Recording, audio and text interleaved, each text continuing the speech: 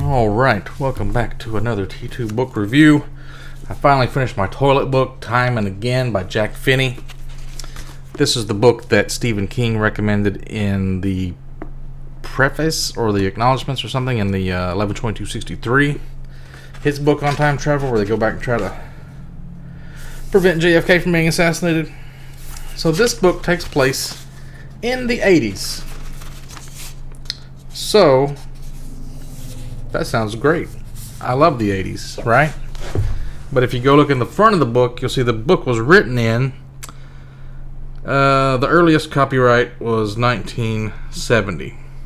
So it was written 10 years before the 80s. Huh. What does that mean? The book's about the 1880s. Early New York City, 1880s. Time travel to there from the 1970s. So how did they do it? Did they build a time machine? Some kind of quantum physics? No. There's this guy. There's a few people like him that are kind of have this ability, and I'm not even sure how they found out he had the ability. I think it was through some kind of testing or something, or they're people that can be hypnotized, or they're able to hypnotize others, or they can fall into a certain kind of a trance. And there's this old historical building. It's like a hotel near Central Park, I think, that hasn't changed since 1880s. So if you're there and everything, it's like nothing modern is there. There's no modern cars outside that you can see or something. Like you can kind of convince yourself that you're in the 1880s if you hypnotize yourself. And what happens is you actually go back in time somehow. They don't really explain how it works. But this guy can do that. So it's like he's pretty much describing the world of the 1880s. No, there's like not any skyscrapers. There's like this church that hasn't changed either. There's like the Statue of Liberty hasn't been put up, so it's like still like the arm is sitting in one of these places in the park. And so there's this like organization from the government that kind of is conducting this whole experiment with other people, and they show him like these rooms where they kind of described it as being like a walkway, and you look down and you can see the path through this hole or something, and like you could see their agents that are sitting there, and like they're in these different places in the past, but some of them are successful, some of them are not. Some of them, one guy, they would always ask him like all these questions about what they remember from the current day, then they send them back in time. And then they come back and they ask them the same questions again, and then they would know if anything has changed, because they'd see if they're going back in time has influenced the timeline, and trying to see if time is like a river that's steadfast and solid and can't be changed, or if it's like a twig in a river where you're like not able to affect the river because you're just a twig in it, like it's too solid. But actually, if you go back and you prevent something like JFK being assassinated, that's like a big deal. It would have rippling effects, you would think. So anyway, the guy ends up going back, has a good time, walking around in the snow. First time he doesn't do that much. He just kind of walks around and like sees like the gas lights, like nothing's electric lit. You actually have people that would walk around and like light the street lights at night. That's a whole job. Like by the time you got done, it would be daytime. It seems like, it's time to put them all out again. But so then he takes his girlfriend back in time. They walk around. They get like a carriage ride, and like they have like, it's like near Christmas time, I guess, and it's like back in Scrooge kind of days, and they all meet up at this bar, and everybody's like happy. But this is back before people were mean to each other and stuff, and everybody just kind of got along. There wasn't any World War I or II yet, so everybody thought everything was just hunky-dory. And I don't know, everybody was like poor, but it's like there's still like farms and stuff in the middle of like Manhattan, and it's just a nicer time to be in.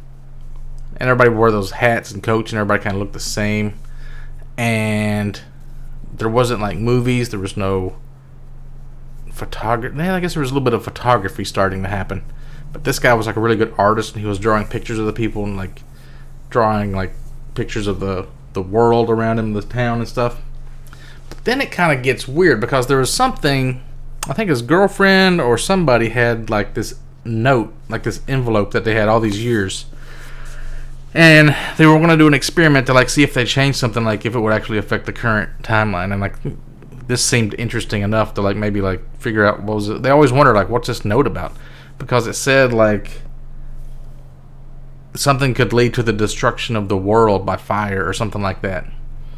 And what happened was they went back in time, or he did by himself, and there's this girl Julia that he meets at the place where he's staying, and they become really good friends. And she has this boyfriend named Jake Pickering. That's how he ended up meeting her, is because he was the guy that had that letter. That's where the letter came from. It came from him, I think. And so they go to his office, and he like spies it out, you know, and like figures out where it's at and gets everything prepared. And there's like this elevator that they're hiding in because it hasn't been built yet. They're just pretty much like on this little triangular section over the top of this big hole, and they're waiting there. And this guy comes in that he's like blackmailing that guy for millions of dollars because he has all these 13 documents that show that he's been like money laundering or doing something illegal. And he's got all these filing cabinets, and he's like hidden one page in like each filing cabinet in different places. It's going to take him all night to like find them. So they're stuck in there in this elevator, like trying to stand out the night. The other guy's like tied the other guy up, and he's like going through all these papers, and it's a big mess. And then he finally gets mad. He's like, I'll just burn all these fucking things. And he lights them on fire, and he starts kicking them, and the burning pages go out the elevator hole that they're hiding in and like catches the whole building on fire. So then they have to like bust out, and like he sees them, and then they have to escape. And like most of the people in this building, I guess a lot of them died, and they have to like crawl across this little sign to get to the other building, which was like the World newspaper office or something like that. So that's what the actual letter meant. The destruction of the world was the World newspaper building. So when they get down, the police are trying to ask them questions, and they leave. And then that guy, Carmody, that was the guy that was like the millionaire, he actually died, but Pickering took his identity.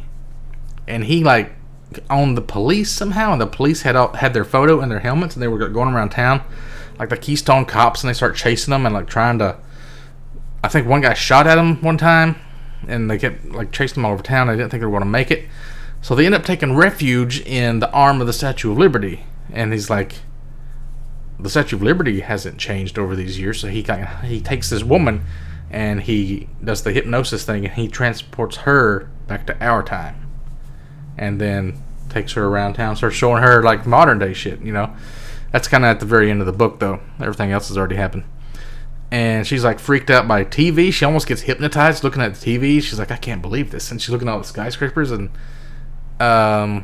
she sees like the planes in the sky. She's like, I mean, you kind of expected to have planes. Like, I've read Jules Verne. It's not really a big deal. But these skyscrapers with all these windows, it's like she couldn't believe that. And everything running off electricity, and I don't know if he even showed her like a microwave or something like that. That would probably freak her out. But he gets her like a dress, you know, and it's like a really shortcut dress, so she's thinking she's running around like half naked because everybody else is doing it.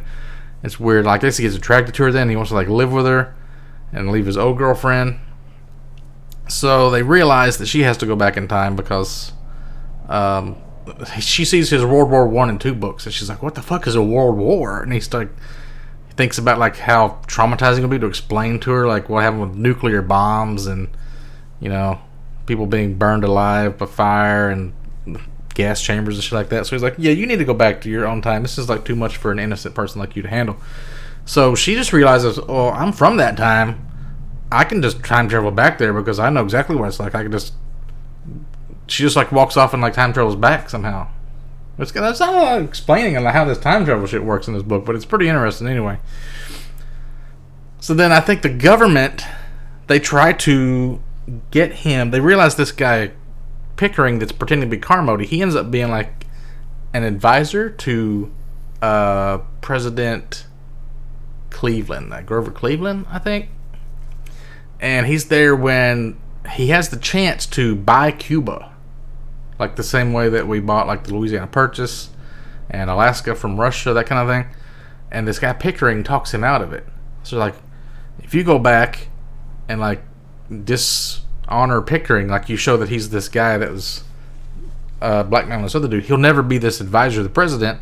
He'll never talk him out of it, and we'll own Cuba. The United States will own Cuba. And he's like, you know the ramifications of some bullshit like that? Like the United States, like suddenly owning Cuba is going to be like a massive you don't know what's going to change throughout history, and it's like too big of a risk. And he says, I'm not going to do it. And then they say, well, it's going to be done. I mean, it's either going to be you or it's going to be somebody else. So we'll eventually find somebody that'll do it.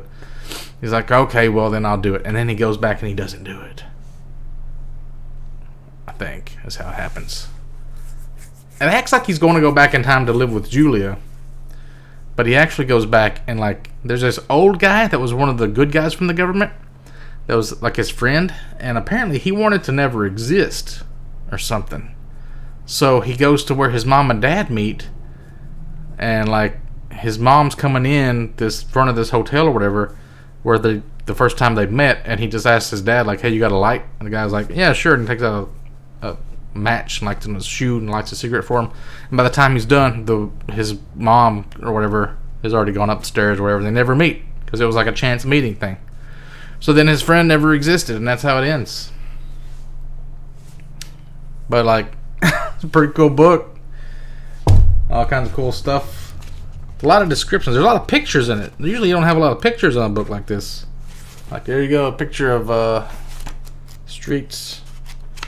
Where's the one where we had all the photo? Oh, here we are. Some more pictures. That kind of stuff. Where's the one where we have, like, the sleighs? Oh, here we go.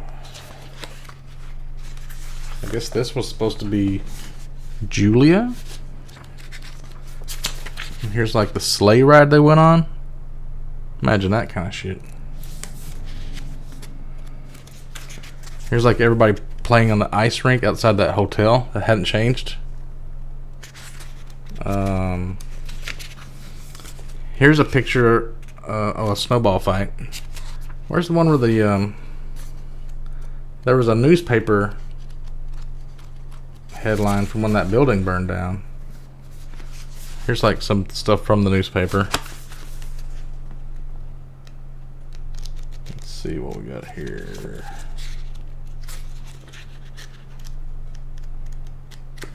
I don't know. I wouldn't recommend this book to everybody. It's not going to be everybody's thing. But some of this is kind of like, you wonder if it's real historical shit. Because this is supposed to be like 9/11 towers are supposed to eventually be built behind this train station or whatever. It's not a subway. It goes over tracks. But do they actually have trains go over tracks like that in New York? It's kind of how it is in Grand Theft Auto, I think. Maybe it was Burnout Paradise.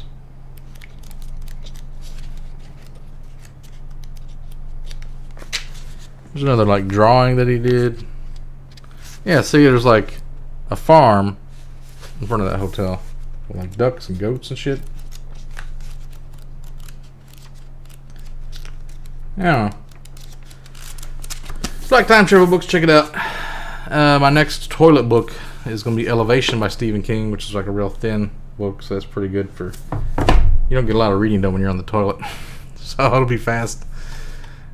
And I'm also reading Battleground by Jim Butcher. Dresden Files, the final book. That'll be pretty soon.